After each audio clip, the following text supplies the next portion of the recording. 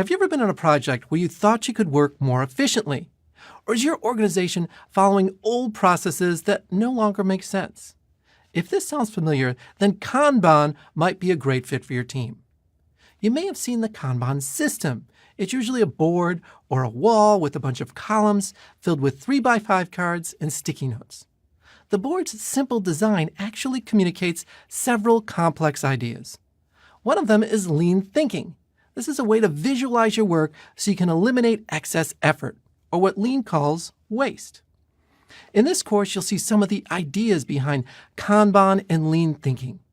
First, you'll get a sense of the history. You'll hear about lean manufacturing and how managers took some of these concepts to improve product delivery. Then you'll see how a Kanban board can help you visualize your work and create metrics to improve your productivity. Finally, you'll learn how to make the board easier to read. That way your team can fully understand the process and better optimize your work. This course is for any organization with more than a few agile teams, and even smaller organizations can see some of the newest ideas in lean thinking and agile product delivery. So let's get our tape and cards ready for staying lean with Kanban.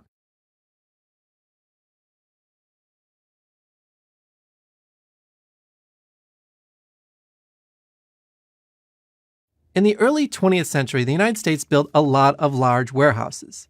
That's why for most of the 20th century, you see the U.S. relying on large inventory manufacturing.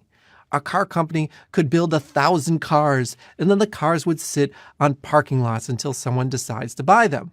But this type of system doesn't work well if you're an island nation like Japan. For one, space is much more difficult to find. It's also costly for all the different manufacturers to buy large warehouses.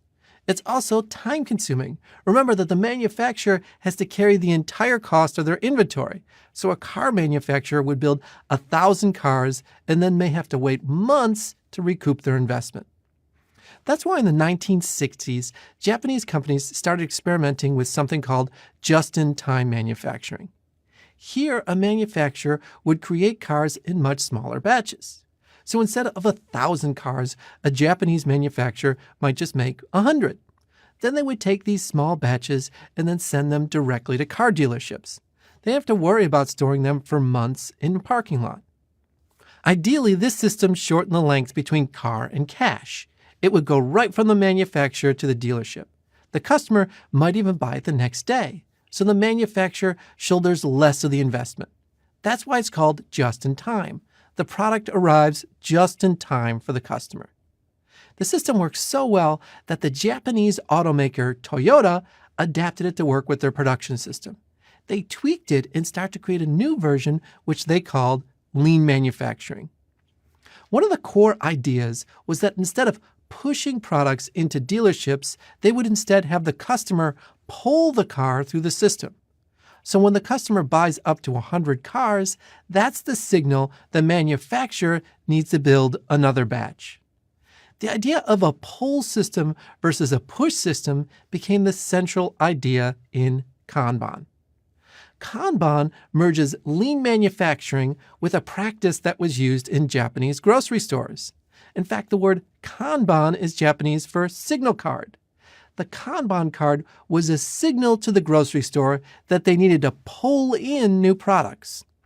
The system uses these Kanban cards as a way to signal when you needed to pull more products into the pipeline. So if there were 40 cans of soup and they were down to 10 cans, they would put a red Kanban card next to the soup. Then the manager would go through the store and reorder anything that had a red card. The Toyota production system mixed these Kanban practices with lean manufacturing. They could use these cards to show when the auto inventory was getting low. Toyota might need 100 car seats to build their cars, so they might put a Kanban card next to the car seats when they reached a critical level. That way, Toyota was pulling new car seats from their manufacturer. This also kept Toyota from having to store extra seats on the production floor. It helped the car seat manufacturer make sure they're building exactly what the customer needed. Now, in the early 1990s, a consultant named Don Reinersten started to write about using these same concepts for product development. Instead of using lean manufacturing to build cars, he said you could use it to deliver products. The trick was to deliver them in small batches and do your best to manage this batch or queue size. The idea was to keep the queues small and to minimize the time that the product goes through your system. That way you could predict how many you need to get to the finished product.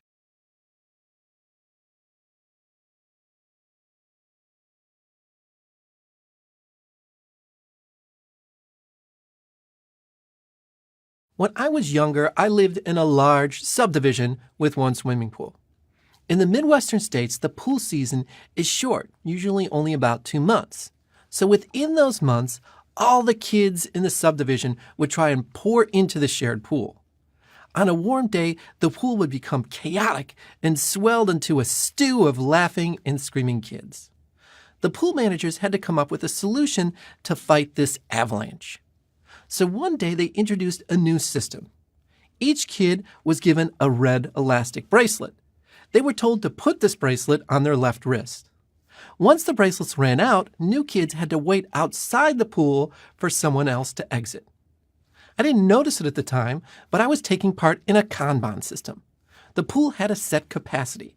The number was written in bright blue right next to the lifeguard. It could handle 120 kids at one time. So the managers purchased 120 red elastic bracelets. The managers also had to deal with unpredictability. A rainy day could easily turn sunny, and then the pool would fill up in less than an hour. Some kids could stay all day, while others came in for just a quick swim. There were no ways to create rules to manage the whole system. So instead, there were only 2 simple rules. You had to be wearing a red bracelet, and once the bracelets ran out, you had to wait. Fast forward to today, and the same rules can apply to the workplace. A Kanban team has a set capacity. This is usually the number of hours each person works in a week. So 5 team members might each have a capacity of 35 hours a week. That means that the whole team will have a set capacity of 175 hours.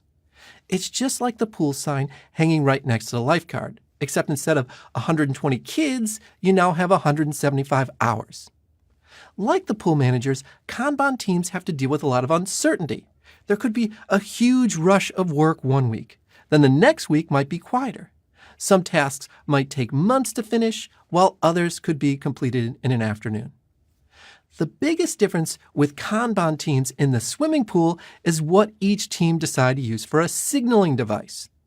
The pool managers had each kid wear a red bracelet, where Kanban teams typically use cards or even Post-it notes. In fact, the word Kanban is Japanese for signal card. It signals to everyone whether you're active in the system. If you're wearing a red bracelet, then it means that you're active in the system. When you give that bracelet up, it means that there's an opening for someone else to enter the system. It's the same way with your Kanban team. A signal card shows what's active in the system. When you finish that card, it means that there's room for another card to enter the system. One thing to keep in mind is that the real strength in Kanban is its simplicity.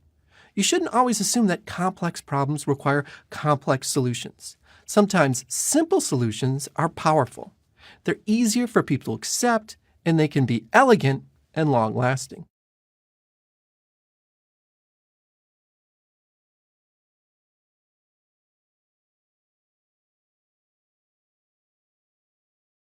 Kanban gets a lot of its ideas from lean manufacturing. The famous engineer Taiichi Ono created Kanban as a way to improve the Toyota production system. The system uses Kanban cards as a way to signal when you needed to pull more products into the pipeline. That's why Kanban is called a pull system. This means that you pull more products based on when there's increased demand. So think about how this might actually work in practice. Let's imagine using a Kanban system with a small sandwich shop. Most sandwich shops use a push system. That means at the beginning of the day, the restaurant owner tries to guess how many people will want different menu items. Then they try to make sure that they have all the ingredients for these items. In a push system, when someone orders a grilled cheese sandwich, the kitchen staff will quickly work to manufacture the sandwich. Then they push the order out to the customer. Now let's imagine a pull system. Here at the beginning of the day, the kitchen staff starts to prepare most of the popular sandwiches. Just before lunch, the kitchen will start making top menu items even before any customers enter the restaurant. So by the time the shop opens, the kitchen will have stacks of grilled cheese sandwiches, French fries, and popular side dishes. Then they put these items just outside the kitchen for the waitstaff to deliver to the customer. When there's only one sandwich left, the waitstaff puts a red card on top of the last item to signal the kitchen. Then the kitchen will start to make another stack of grilled cheese sandwiches. When the system is working well, the customer doesn't have to wait for their order. The waitstaff just pulls their sandwich and French fries and then delivers it to the customer. When the sandwiches are getting low, the kitchen staff delivers a new batch just in time for the next orders. If you're a fan of fast food, then you probably recognize this Kanban sandwich shop. This is exactly the type of system that most popular fast food restaurants use to create meals. A large chain like McDonald's may make stacks of cheeseburgers ready to be delivered to their customers. When there are only a few cheeseburgers left, the kitchen works hard to add more sandwiches to the stack. If you look closely, you'll see that McDonald's actually line their sandwiches up in little batches. These are like little horizontal stacks. So they're waiting in line, ready to be eaten by the next customer. When the batch gets too short, the kitchen throws a new batch of cheeseburgers in line so that they won't have to wait for their order. The key thing to remember is that the kitchen will work hard to create the right size batches. If there's too many sandwiches, then they'll get cold and won't be purchased by customers. If there are too few sandwiches, then there'll be unhappy customers waiting for their meal. So they want to deliver the exact number of sandwiches that will be consistently pulled through the system at a predictable pace. The same thing will be true with any Kanban system. You want to make sure that you have consistently sized batches so that your customers don't have to wait. That's why you hear a lot about queue sizes. This is the optimum amount of work that you want in the queue for your customer to pull out of the system.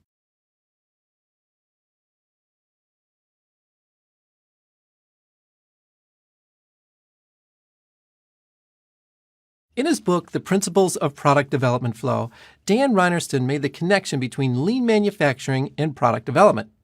Reinertsen argued that you can create a much more successful product if you focus on the flow of work through the system. Instead of creating schedules and milestones, you would work to optimize development flow. This was similar to many ideas behind lean manufacturing. Around the same time, managers were looking to also use lean principles as a way to improve software development. So in 2007, David Anderson and Rick Garber built on Reinertsen's ideas and created a system for software development. They focused on the earlier practice of using Kanban cards. They talked about how they could use Kanban cards to develop software at a sustainable pace. David Anderson presented these ideas at the Agile 2007 conference. This Kanban system seemed to really take hold in the Agile community. Over the next few years, there were several more presentations about using Kanban for Agile software development. It makes sense that the Agile community would embrace these ideas. Other frameworks like Scrum and Extreme Programming are always pushing to break down the product into smaller chunks. That's the best way to deliver a product in a 2-week sprint. The Kanban system focused on breaking work into small batches. Kanban decreased the batch size as a way to increase the flow of products going to the system. This is part of the original ideas in just-in-time and lean manufacturing. So it seemed to support many of the same ideas as Agile software development. The Kanban system became so popular within the Agile community that it was the standard for development teams to put up a Kanban board. Scrum teams typically use a similar board as a way to signal all of the work in progress. As Agile became more popular, so did these Kanban systems that focused on product development flow. Because software is different from manufacturing, Anderson made quite a few changes to what the card represents. They also added a Kanban board to show everyone how much work was in the queue. The first big change was that Kanban cards didn't represent a request for more inventory. Remember that when red Kanban cards were used in grocery stores to signal when the items needed to be reordered. Software development Kanban cards represented work in progress. They also put more emphasis on using the Kanban board. Sometimes people think of the board as part of the Kanban system, but it's really only a signaling device. It's not designed to improve your work. Instead, it's just designed to show you how well you're progressing with your work. Think about when you go see a sporting event and you watch the teams compete. You don't spend the entire time looking at the scoreboard. The scoreboard is only a signaling device. It doesn't really give you any idea about the strategies involved to win the game. It's the same way with a Kanban board. It only gives you a high-level view of the team's progress. The board itself is not part of the Kanban system. In a very real sense, you could do Kanban without even using the signal cards. But it would be like watching a sporting event without a scorecard. You'd have to work extra hard to get a sense of where things are going.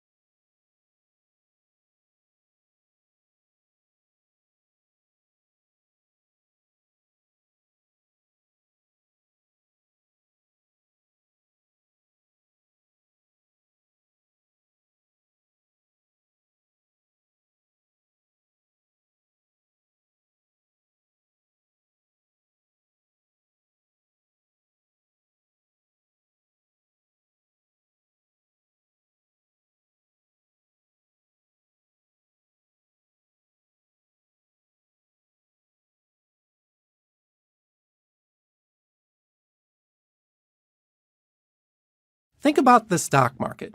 It has a few simple rules. You can buy stocks and you can sell stocks. But the way these rules interact create complex systems. You can have waves of buying and selling based on the actions of individual actors. That's why you have stock market rallies. Waves of individual buyers and sellers cascade through the marketplace and impact the whole system. You probably can't predict what will happen to the stock market each day, but it follows a long-term pattern. If you look at the market over decades, then you can see patterns of buying and selling over time. Enterprise Agile developers view software the same way. You can't really predict which open source project will take off or what technologies will fall out of favor. Also, sometimes your customers will change their minds. Your project will lose its budget. That's why you should try to build software with simple rules. You want to deliver quickly and be adaptable to make changes. Kanban has 5 simple properties to build software with simple rules. Think of them as the simple rules for a complex adaptive system. The first property is visualize workflow. This is where you use your Kanban board to show work traveling through the team. The second is to limit work in progress. This is a key lean principle. When you overload the system, you slow things down. You always want to limit the amount of work going through the system so things don't come to a screeching halt. The third is measure and manage flow. A key part of Lean is improving the system. It's much easier to figure out if you're making progress if you can measure and manage the flow. The fourth is to make process policies explicit. This is one of the key things you want to remember about complex adaptive systems. You want to use simple rules and keep these rules explicit. The fifth and final property is to use models to recognize improvement opportunities. This is closely related to the third property, and it gives you some guidance on how to improve. These 5 properties help you create a Kanban method to improve your delivery process. That means that everything that you do in Kanban should help enhance at least one of these properties. Don't be too discouraged if you don't have a clear image in your head of what each of these properties means. They were adapted from Lean principles, and it shouldn't be entirely clear at first how each of these properties leads to specific Kanban practices. For now, just try to remember that Kanban is using these Lean principles to try and deal with the complex world of technology and software development. You might not be using them in manufacturing, but you can still use these Lean ideas to improve your work.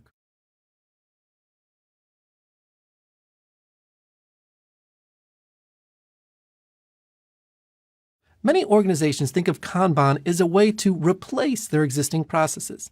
But Kanban stays true to lean manufacturing. It's not a prescriptive method like project management. Instead, Kanban just tries to expose your problems. It puts a spotlight on inefficient processes. It starts by trying to understand why things are the way they are. What are the justifications and ideas behind your existing process? That's why at the very beginning of using Kanban, you should start with your current process. You'll want to create a process map of how work goes through your organization. This is also called mapping the value stream. When you map your value stream, you're looking at all the steps in your process to figure out which one adds the greatest value. In most organizations, this is a difficult thing to do. In fact, most processes just evolve over time. Often, organizations don't consider the cost of following their process. Instead, they just focus on how it might just solve their immediate problem. I once worked for an organization that was trying to map a value stream to their development process. It was a financial company, so they had many regulatory hurdles to overcome. The team accepted many of the processes even though they seemed strange and inefficient. When someone would ask, they would just get the response that someone from legal told them that it was necessary. At first, the organization had a difficult time thinking about their own process. They knew their process was inefficient, but they didn't feel like broadcasting that to the rest of the organization. It took weeks for the organization to fully deconstruct their own process. They taped dozens of 3x5 cards to a whiteboard. Then they put little sticky notes that branched out from the larger cards.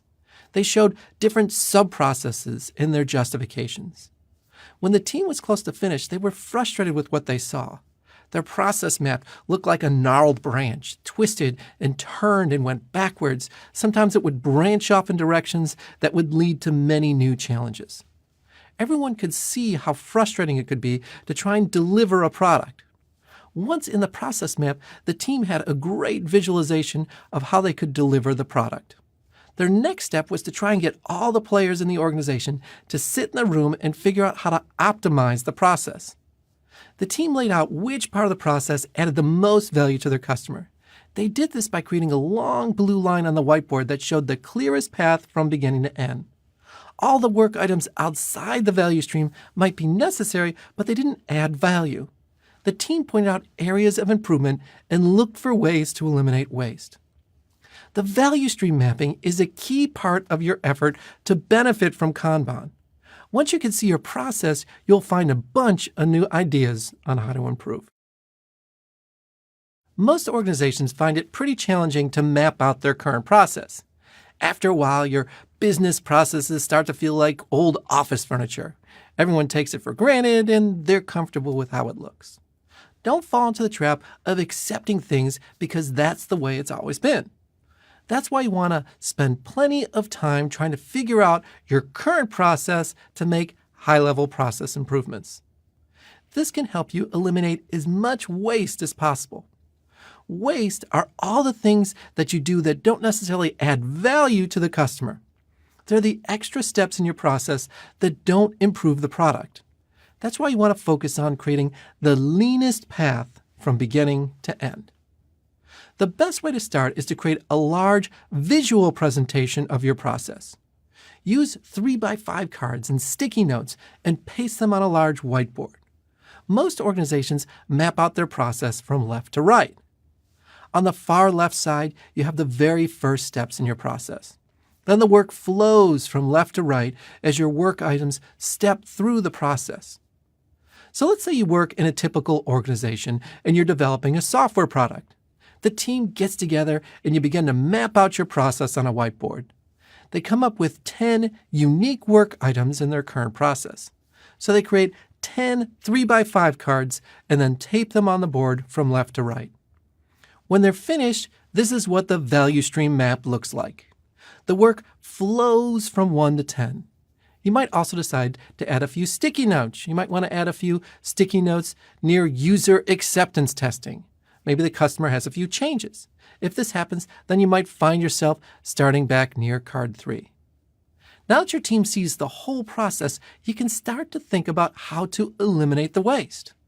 Remember that waste can be any of the steps that you take between the customer requesting the feature and your team delivering the feature. So think about something like quality assurance testing. Your customer might not explicitly say, make sure you do quality assurance testing, but they certainly want the feature working without causing any problems. So that wouldn't be considered waste in the process. On the other hand, there might be a little waste in how your customer talks to the business analyst, and then the business analyst talks to your team. You might be able to eliminate a few meetings and even reduce the possibility of miscommunication if the customer talks directly to the team. In fact, that's how many agile teams usually operate. They have a product owner that represents the customer and works directly with the team. So you might want to look for other ways to trim down your process and make it more lean. Maybe the quality assurance team could also do user acceptance testing. Maybe the development teams can use something like continuous integration so they can eliminate the extra steps in the process. You should always look for ways to take steps out of the process and reduce waste.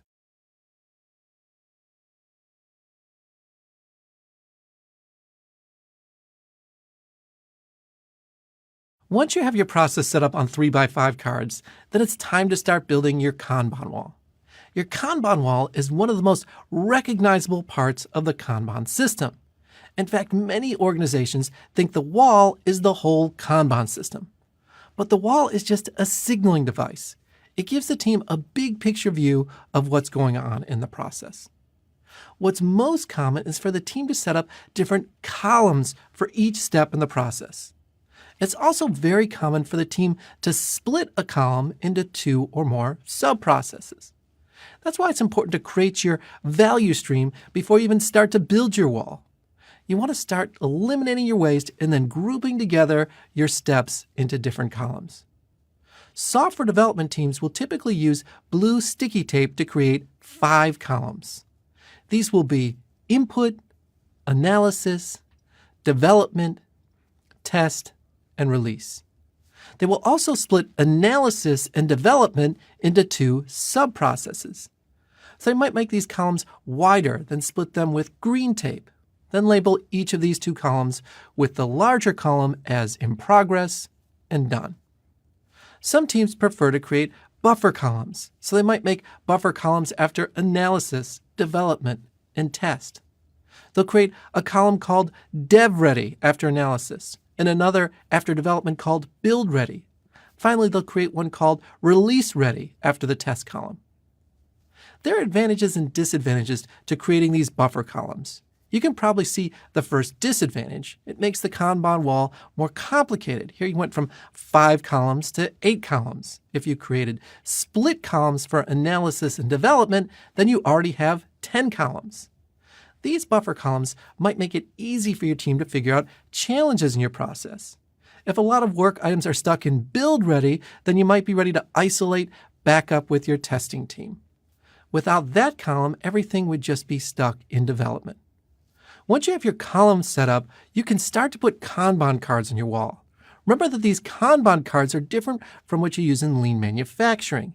They don't signal that you need a new product. Instead, these cards represent the actual work that's flowing through the system. So imagine you created a Kanban card that said, add a new table to the database. You would put this new card in the input column on your Kanban wall. When a developer has capacity to work on that item, they would pull the Kanban card into the in progress subcolumn in the analysis column. Notice how the work is moving from left to right. It's being pulled through the Kanban wall as the team frees up to work on the card. Many teams prefer to use sticky notes instead of cards. That way they can use different colors to communicate more information. It also makes it easier to move your work without having to use tape. Also remember that one of the key properties for Kanban was limiting work in progress. You don't want to create backups with your work items. That's why many teams will assign a number value to each column. They might say that you can only have 5 work items in the development column. So we'll put a number 2 over the in progress column and maybe a number 3 in the done column. These numbers almost act like little water valves. They keep the flow steady so that you can deliver a consistent stream of work. So you've seen that one of the key parts in Kanban is limiting the work in progress. Some teams use the acronym WIP for work in progress. You might even hear a team say, we need to adjust our WIP limit. The WIP limit is the number of Kanban cards that you can have in any one column.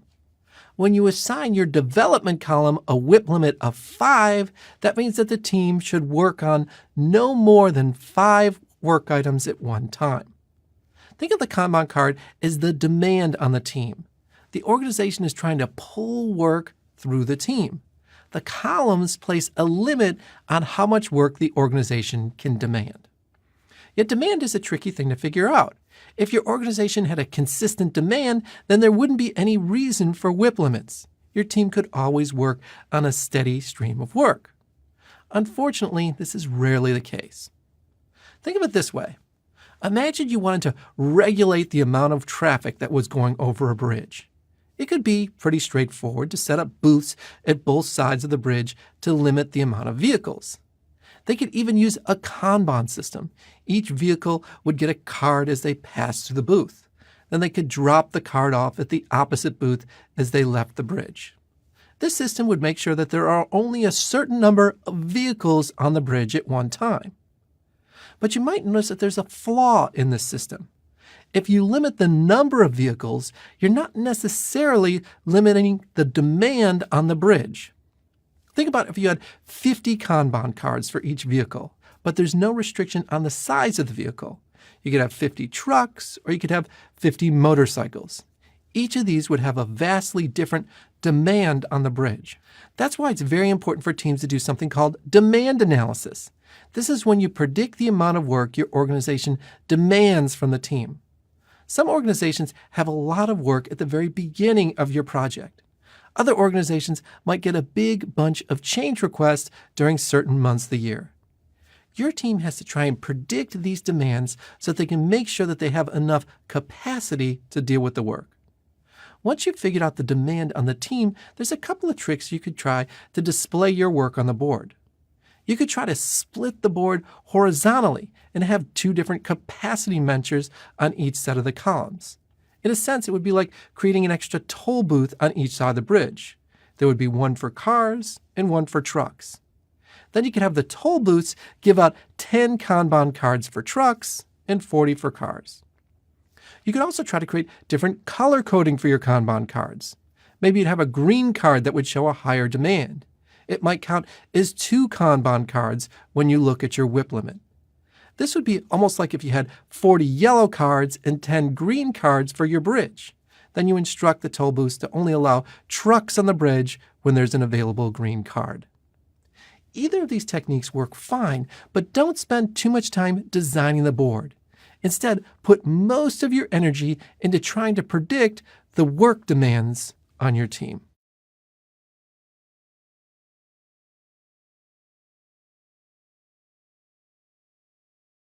Your organization will likely place certain demands on your team. That makes sense. After all, that's why your teams exist. They help the organization deliver some product or service. Chances are your organization will have inconsistent demands. One department might have a lot of demand one week, and a different department will demand even more the next. There's not much your team can do about increasing or decreasing your organization's demands. Instead, you have to focus on your team's capacity. Most organizations don't think about your team's capacity when they create a demand. That's actually why a lot of teams get into trouble. Outside departments try to stuff their work into your team's workflow. They often don't realize that overloading the team slows down everyone's work. Even if they did realize that, then they might not care. They're probably not interested in optimizing the overall organization. Instead, they're just focused on fixing their immediate challenges. That's why it's up to the Kanban team to be very disciplined in how they determine their capacity. Remember that demand can come in many different shapes and sizes. You can think of it as cars and trucks going across a bridge. You should treat them differently when you're determining your capacity. One way to visualize your capacity is by splitting your columns with horizontal rows. In a sense, you're creating a separate lane for cars and a separate lane for trucks. You can also set WIP limits on your columns. So you have a 2-card limit for in progress and a 3-card limit for done. You can see that there are 2 sets of limits. There are the horizontal lines or swim lanes, which reflect the size of the work item. Then there are the limits on the vertical columns, which show the team's capacity. Think of it this way. Imagine you had 3 bridges, each one representing a column. There are toll booths at the beginning and end of each bridge. But there are only 2 toll booths that give out Kanban cards. The first analysis bridge and the last testing bridge. There's also small islands that connect each bridge that you can call buffers. The booth at the very beginning of the bridges only has 10 Kanban cards for trucks and 40 Kanban cards for cars. So essentially 2 swim lanes. One lane labeled 10 for trucks and another lane labeled 40 for cars. These lanes make sure that the larger trucks don't put too much strain on the bridge's capacity. The team knows that each bridge will take a different amount of time to cross. The analysis bridge only has 10 vehicles on the bridge at one time. The development bridge has 20 vehicles on it at one time. Finally, the testing bridge allows 20 vehicles at once. Now, you might notice that the bridges don't make a distinction between cars and trucks. You could have 20 trucks on the development bridge, but remember that the very first toll booth at the very first bridge only gave out 10 Kanban cards for trucks. That means that there can be no more than 10 trucks on all 3 bridges at once. The vertical columns regulate the capacity for the team. Each bridge can only have so many vehicles. That's your maximum work in progress.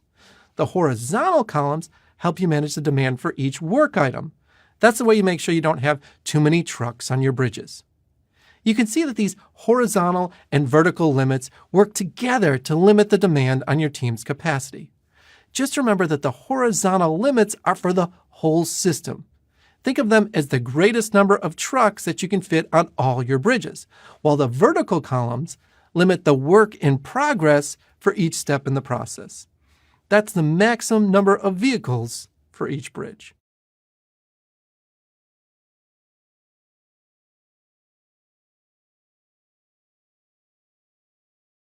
Kanban helps you visualize and manage your product flow. This is based on lean manufacturing. It's about how work flows through your system. Ideally, you'll want your work to flow through the system like a leaf on a lazy river. You don't want your work to get stuck in the corners of your organization's process. Your work should flow through without being backed up and blocked. A good flow should be steady and predictable. On the other hand, a bad flow is unpredictable. It usually means your work gets stuck in different corners of your organization. So let's imagine how this might work in something like a sandwich shop. A customer walks into the restaurant and sits down at the table. That's the start of your flow. It's often called the start of the lead time. The lead time is typically the time it takes for the customer to enter the restaurant and exit after having a sandwich. The customer sits for 5 minutes until they're greeted by one of the waitstaff. They bring a menu and ask the customer if they want anything to drink. The waitstaff brings the customer a glass of water and asks them what they'd like to order. Then they write the order on a piece of paper and place it in the work queue. The waitstaff visits the counter every few minutes to pick up new orders. When they see the finished order, they bring it to the customer's table. Even this simple flow has its own challenges. The customer sat for a few minutes for the waitstaff to visit them at their table. If the customer didn't want anything to drink, then there was a wasted opportunity to take their order. The food could have sat idle as the waitstaff was working to take other orders. Each of these little steps adds waste to the process and keeps your customers from drawing value from your system. So even here, there's some opportunity to improve your flow. Maybe each table should already have a menu with a glass of water. That way, a customer can order when they see their waitstaff. You might also have the kitchen staff take the sandwich directly to this customer. That way, the food doesn't sit idle when the waitstaff's working with other customers. In a sandwich shop, it's pretty easy to see where your product is in the system. With larger organizations, it's a little bit trickier to see how a product flows through your system. That's why it's important to look at your organization and understand each step of the flow and look for ways to optimize your whole system. Remember that the very first property in Kanban is to visualize workflow. In a sense, all the tools in Kanban are designed to make work more efficiently flow through the system. As you can imagine, there are a bunch of different things that would slow down how work flows through your system. Your teams might be working on too many things at once. Maybe you have some fast teams and some slow teams. That means that your fast teams can only go as fast as the slow teams. You can also have teams that have a long list of things to do, so they get clogged with backed up work and have a tough time getting anything done. Each of these challenges can hurt your flow. The trick is to manage these challenges and figure out ways to improve the whole system.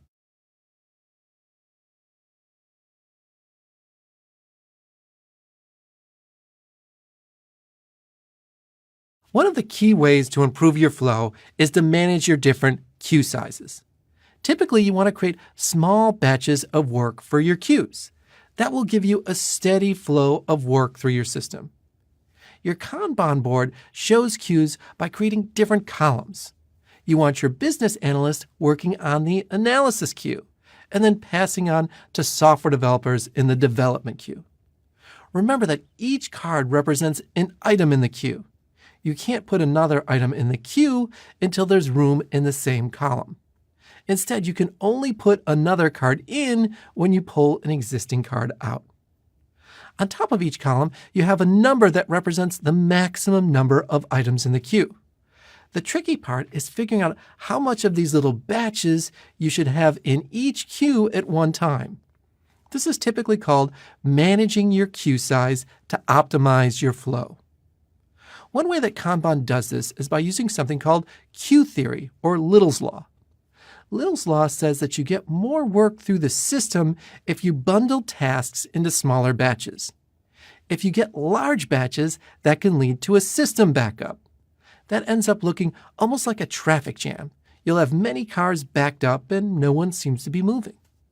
So in Kanban, you should think of Little's Law as having 3 metrics. The first metric is cycle time. This is the amount of time it takes to move each card to the next column. Then there is the number on each column. This is the work that you have in this queue at any one time. Finally, you have the average time it takes to finish a card. This can help you make a prediction about how long it will take to finish your work. So now you can use Little's Law to get an idea for how increasing or decreasing your queue size might impact your product delivery. Let's say that your analysis column has a queue size of 5 cards. the team can finish about 1.25 cards each day. That will give you a cycle time of 4 days. So at any one time, the analysis column should only have 4 days of work. So say your development team ends up waiting too often for work to come out of the analysis queue. They might want to decrease the cycle time so that they can get work more quickly. The analysis team could try to fix this in one of two ways. They could try to work more quickly and finish 1.5 cards each day. That would decrease their cycle time to about 3.3 days, so they'll finish almost a full day earlier. But they can also try to decrease the queue size. They might decide to commit to delivering 4 cards. This will actually improve delivery more than speeding up the work. They'll be finished delivering in 3.2 days. By using Little's Law, you can dial into what works best for your teams. By tweaking the cycle time, you could make sure that each queue gets work in a way that improves the overall flow. Just remember to watch how cards move across the board and listen to your teams when figuring out the optimal queue size. There are a few other things you can do to try and limit your work in progress. Some teams try to create buffer queues. These are columns in between your work queues that hold your work. It's like how airplanes are put in a holding pattern when the runways are filled to capacity. Another way to adjust your work in progress is to limit cards to a person on your team. That means if your team has one developer, you can only work on one card in the development queue. If the team has 2 testers, then you can only work on 2 cards in the testing queue. Each of these has advantages and disadvantages. Creating buffer queues can make the Kanban wall difficult to read. It might also slow the team down. Buffer queues are almost like flow regulators. They can help the team have a sustainable flow, but they might unnecessarily restrict the team's capacity. There's also disadvantages to assigning a card to each person on your team. Ideally, you want your team to have a predictable cadence. This is the overall rhythm of work coming through the board. There should be a steady flow of completed work. You don't want to have a big rush of cards one week and then a slowdown the next week. When you assign work to an individual team member, it's more difficult to manage this cadence. If one developer is on vacation, it might throw off the rhythm of the whole team. As long as you understand these advantages and disadvantages, you'll be much better at deciding which approach works best.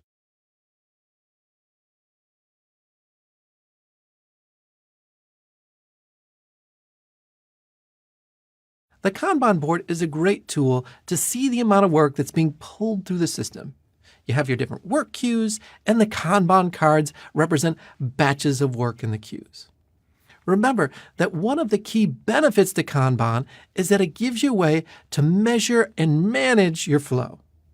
One of the key challenges with the Kanban wall is that it only gives you the ability to measure and manage work that's currently on the board. But to make lasting improvements, you have to see how work flows through the system over time. That's why Kanban teams often use something called a cumulative flow diagram. The way you should think about a cumulative flow diagram is that it takes the Kanban wall and gives each column a color background. So that means that each queue will have a different color. Then the cumulative flow diagram tilts the Kanban wall on its side so it looks like a multicolor layered cake. Then the diagram creates an X and Y axis. The upright or Y axis typically represents the number of Kanban cards that your team completed.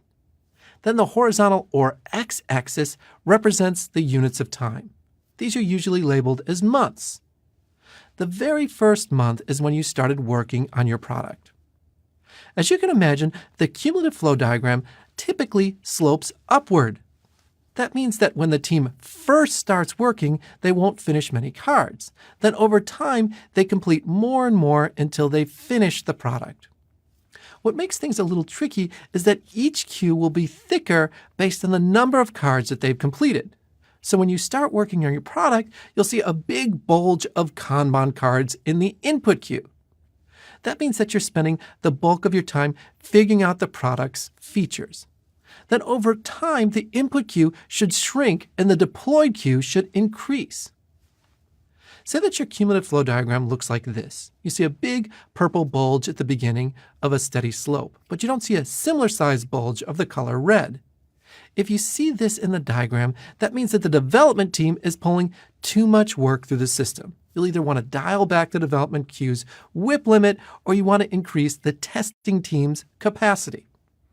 Ideally, the team should have a steady cadence. That means that you want your development, testing, and deployment queues to be all roughly about the same thickness. It's normal to have your cumulative flow diagram bookended by two opposing work queues. If you think about it, that makes a lot of sense. Reading your cumulative flow diagram is one of the key ways to improve the flow of work through your system. So look for these warning signs as you look over this important graphic.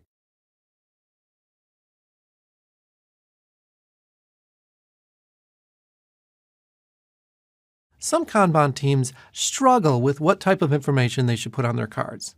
There are plenty of good reasons to have clearly written cards. Remember that you want your team to have a certain cadence as you pull work across the board. That gets more difficult when your cards are poorly written. If this happens, the person has to go back and figure out what the card means before they estimate the work. You also want your cards to be consistently sized. You don't want one large card taking 1 month and another large card taking 2 weeks. This similar sizing helps you get a better sense of the flow of work through your system.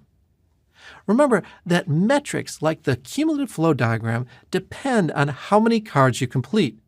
If these cards are inconsistently sized, then it's difficult to tell when you have a slowdown. Every card on the board should represent some work item. Most Kanban teams have settled on using sticky notes for these work items. It's also very common to use different classes of service. In general, these are different types of work. So if your team is working on a software product, they'll typically use 3 classes of service. There'll be technical stickies, user story stickies, and finally, defect stickies. It's also common for Kanban teams to use different colors for the stickies. It's usually green for technical stickies, yellow for user story stickies, and red for defects. There are a few different reasons to use different color stickies on your Kanban board. For one, it actually makes the board look much less monotonous. Remember that the Kanban board usually takes up the whole wall. It's nice to have a little splash of color when you're looking at your work. Different color stickies can also help you better understand your challenges. So if there's too many green stickies, then you might be spending too much time on operational issues. Yet not all Kanban teams are working on a software product, so they might want to use different classes of service. The class of services you create depend on what your team is responsible for delivering. You should create classes of service based on what helps your team. I once worked for an organization that was using Kanban to improve their help desk. They weren't trying to develop a product. Instead, they were using Kanban to help with the organization's operational needs. They created classes of service around the priority of each ticket. If the card kept a whole team from working, then they used a red sticky note.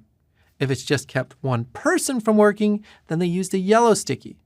Finally, if it was just a question or a training issue, then they used a green sticky. These different classes of service didn't just help the team, they also helped communicate their work to the rest of the organization. If someone was wondering whether a ticket was unanswered, they could just visit the Kanban wall and see where they were in the system. So if they saw a bunch of red sticky notes ahead of theirs, then they understood why they might have to wait. These different color sticky notes can also help the team better understand their work. If you see too many red sticky notes, the team might recognize that they're spending too much time working on serious issues. So they might want to reevaluate their process. That's why it's important to put this information on the card.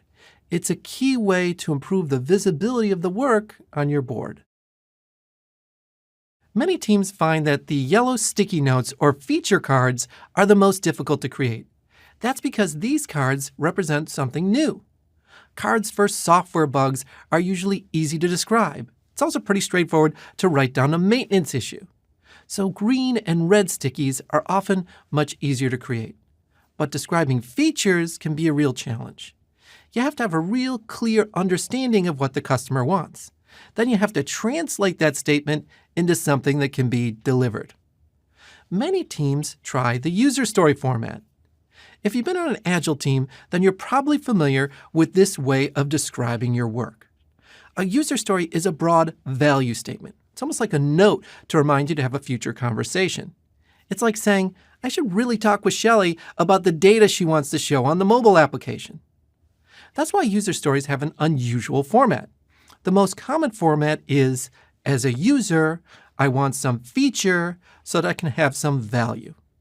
So in this case, Shelley might say something like, as a mobile application user, I want to see ratings data so I can pick a good restaurant. Although it's common practice to use user stories on your Kanban board, it may not be a good idea. User stories in themselves are not designed to be actionable. So here the development team will want to get together with Shelley and talk about how she'd like to present the ratings data. Then the development team would go through the tricky process of tasking out the story to create a new feature. That's why you want to be careful with user stories on your Kanban board. The Kanban system represents work items. They're the actual things that your team needs to do to deliver a service or product. User stories are a high-level statement of what the customer wants to accomplish. They don't tell you how to do something, they tell you what needs to be done. That's why it's usually a much better idea to keep your Kanban card short and task-specific. Ideally, they should represent a day or so of time for one person on your team. Here, a good feature card might be something like display restaurant ratings data on the restaurant search screen. It's important to remember that these cards should be actionable. A team member should be able to pull the card off the board and start working on the feature. They shouldn't have to go back and meet with Shelley to understand what she's thinking. Feature cards are also much more likely to have extra information. Some teams put emoticons on their cards to show if they're having a difficult time. Other teams will put red stickers on their cards if they're waiting for more information, or if you're having trouble finishing the work. Some teams even like to put date stamps on their cards to keep track of how long it took them to finish. Some teams will also put estimates on their cards. Always keep in mind that the challenge with putting too much information on the card is it gets more difficult for the team to read. This is especially important when you're just starting out. So in the beginning, try to keep your feature cards as simple as possible. Then you can add more complexity as your needs change. So you've seen how you can create different types of Kanban cards. You can use different colors for each to keep track of the type of work on the board. You've also seen how teams can put different types of extra information on the cards. The most common type of information is high-level estimates. High-level estimation is a common practice for most Agile teams. These teams usually use story points. Story points often use something like the Fibonacci sequence to come up with an estimate to deliver the card. So you might have cards that'll have something like 1, 2, or 8 points. These numbers don't represent hours or days. Instead, they show a level of effort. A 2 will be roughly twice as difficult as a 1. It's very common to use a group decision-making process to come up with these team estimates. But remember that Kanban teams are different from typical Agile teams. The emphasis on Kanban is to pull a predictable amount of work through the board. Your team should put a lot more effort into cadence and maximizing the flow. Think of it this way. Kanban is a system to improve the way you work. You can use it to improve your processes and deliver at a predictable pace. On the flip side, Agile is primarily a product delivery system. At the end of the day, it's all about delivering a software product. That's why Kanban can be used for many different types of work. You can use it for your help desk, operations, human resources, and even manufacturing. So you should be very careful about using story points or any other planning and estimating practices with Kanban. You might be spending more time planning than working. Let's imagine a help desk team that's using Kanban for their ticket system. They'll use 3 cards to show different classes of service. They'll use red for the most serious, then yellow and green. Now let's say that a ticket came into the system that said that the instant messaging system was down. The first team member to see the ticket creates a red card and puts it up on the board. At this point, you wouldn't want to get the team together for a long planning session. It wouldn't really matter how long the work takes because someone should start immediately. Even if there were several red cards on the board, the Kanban team wouldn't want to go through the time-consuming process of coming up with high-level estimates. Remember, the value to the customer is fixing the tickets that represent the most severe problems. In a sense, an estimate of how long it will take is not relevant to your customer. From their perspective, it's much more satisfying to see someone working than get an estimate for how long it will take to finish. On the flip side, it might make sense to have high-level estimates if you're using Kanban to deliver a product. In that scenario, you'll be coordinating with other teams, so the customer wants a sense of when the product will be finished.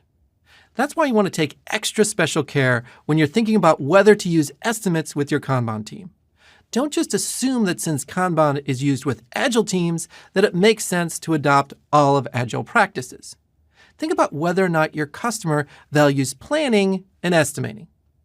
One quick way to think about it is whether it's more important to do the work than plan the work, then you should probably just focus on optimizing your flow. If your customer needs to release a product at a certain time, then you might want to create some high-level estimates.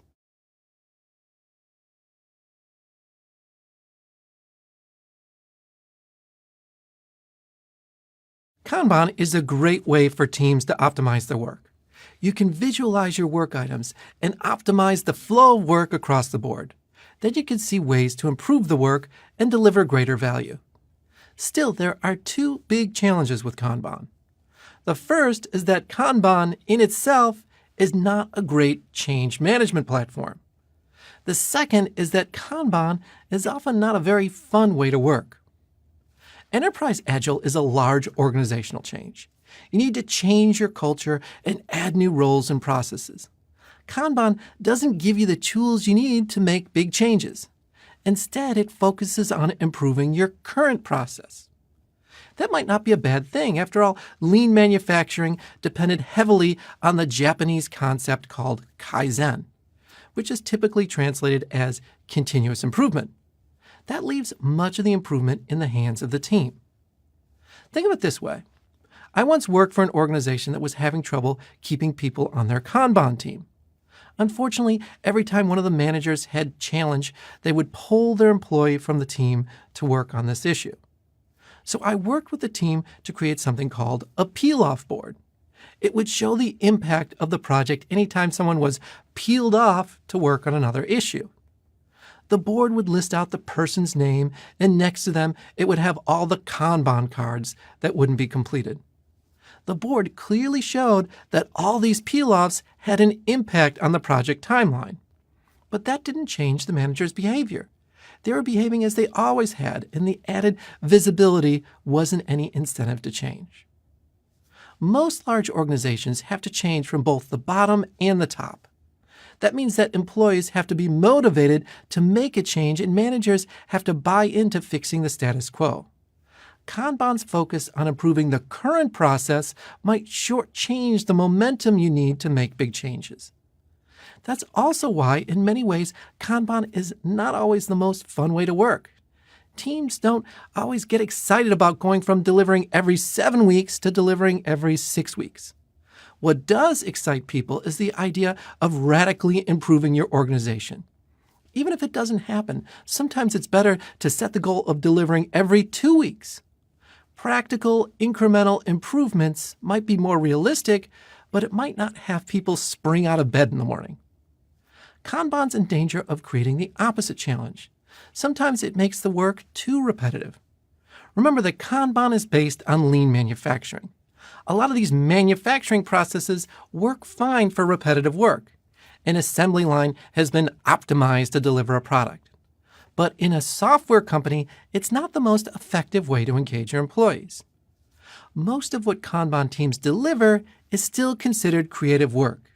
It will be either creative problem solving like software, or it might even be creative operational work.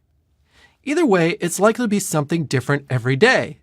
The board in itself can have a dull consistency to it.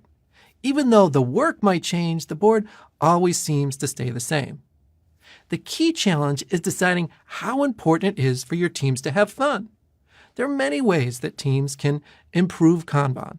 They might add balloons you can pop in the deployed column or have little celebrations at the end of each release. But in the end, that can distract from the very real question of what motivates your employees. While Kanban is terrific at optimizing your current processes, if your employees want a radical organizational change, then it might not be the best place to start.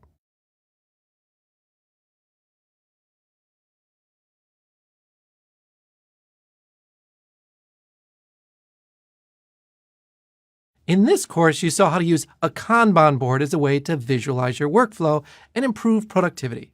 First, you saw the importance of breaking down your work into smaller batches. Then you took these batches and matched them to your team's capacity.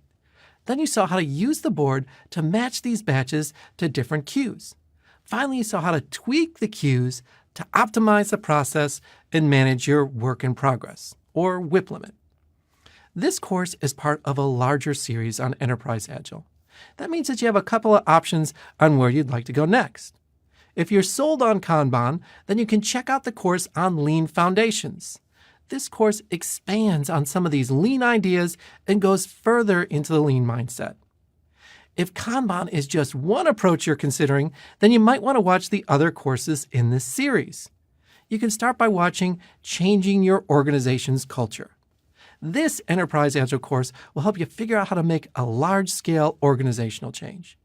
Then there's Large-Scale Scrum, or LESS, Disciplined Agile, or DA, and Spotify's engineering approach. It's important to remember that Enterprise Agile is a much larger organizational change than Team Agile.